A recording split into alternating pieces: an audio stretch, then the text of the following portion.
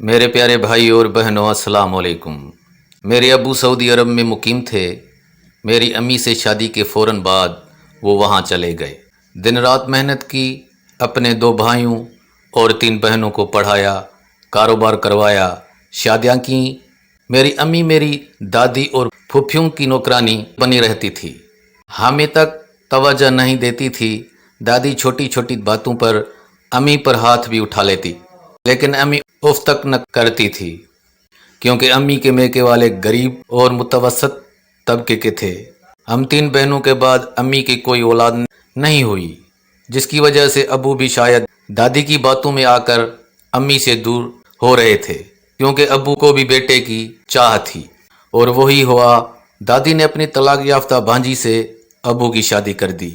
امی جانتی تھی وہ فیصلہ کر چکے تھے، اگر امی نے احتجاج کیا تو وہ امی کو گھر سے نکال دیں گے، اور امی کے لیے ممکن نہیں تھا۔ خیر، جن سے ابو کی شادی ہوئی اس عورت کی دادی سے بنی نہ ابو سے۔ وہ شروع سے ہی اپنی منانے کی عادی تھی، کیونکہ وہ چاہتی تھی اس کو ابو اپنے ساتھ لے جائے۔ وہ دادی کے ساتھ نہیں رہنا چاہتی۔ یہ بات جب دادی سے بولی، وہ دادی نے اس کو طلاق بھجوا دی۔ ساری زندگی میری ابو بہنوں اور بھائیوں کی سنتے رہے، گھر کی حالت ٹھیک کی، بہنوں کی شادیاں، بھائیوں کے کاروبار اور ان کی شادیاں، اور سب کی شادی کے بعد بھی بہنوں اور بھائیوں کے اخراجات سب ابو نے اٹھائے۔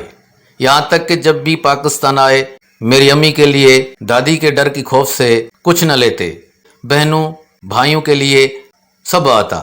مختصر یہ کہ ایک ایسا وقت آیا، میرے ابو کو پھیپھڑے کا کینسر ہو گیا۔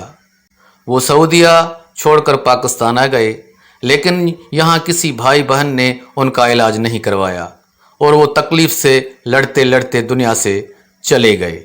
کسی بھائی نے بھی ان پر پیسہ نہیں لگایا۔ جس بھائی یا بہن سے پوچھا، اس نے الٹا اپنے مسائل ہی گنوا دیے، کیونکہ سب کو لگتا تھا ابو نے بچنا تو ہے نہیں، ہم کیوں پیسہ خرچ کریں۔ یوں ابو سرکاری اسپتال میں داخل ہونے کے بعد دنیا سے اپنوں کی کم ظرفی کی تکلیف لے کر چلے گئے۔ آج میرے چچا لوگ ہمیں گھر سے نکال چکے ہیں۔ میری پہلے ابو کی زندگی میں پھپھو کے گھر شادی ہوئی تھی، جو کہ ابو کی وفات کے بعد بنا کسی وجہ سے طلاق پر ختم ہوئی۔ پھر میری شادی میرے ماموں کے کسی دوست نے کروائی، لیکن وہ بھی 5 سال بعد اس لیے ختم ہوئی کیونکہ وہ شخص مجھ پر سوتن لے آیا تھا۔ مجھ میں میری ماں جیسا صبر اور حوصلہ نہیں تھا۔ میرے چچا نے گھر بھیج کر اپنا حصہ رکھ لیا، کیونکہ ہم بہنوں کی شادی ہو چکی تھی، اس لیے میری ماں نے کچھ نہیں کہا۔